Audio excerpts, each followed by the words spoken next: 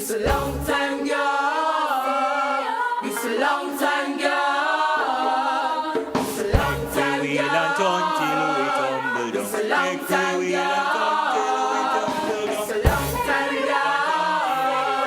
It's a long time, girl. It's a long time, girl. It's a long time, girl.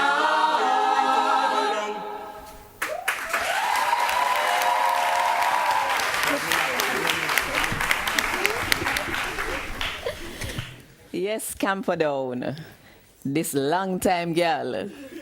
That was a wonderful rendition.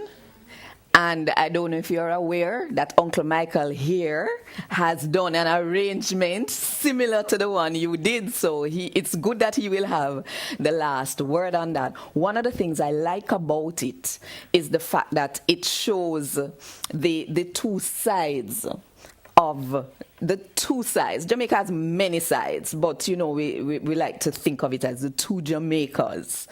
The Jamaica that is, you know, the classic British side. And then there is the Afro-Jamaican side. I would have loved to have seen a little more contrast with that, but it was there in the arrangement. Very good representation.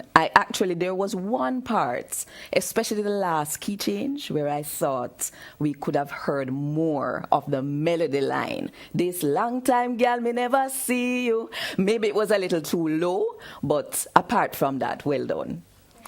Great, good job, Camperdown. I can hear the elements from my version as well, which I like the compliment. Thank you, I appreciate that. But good job. I would echo what John said about the melody. A lot of times I couldn't hear the melody. Maybe it needs to be higher in where the voices are, so we can hear it really carry the whole thing. All right, but it looked nice and you was really good. Good job.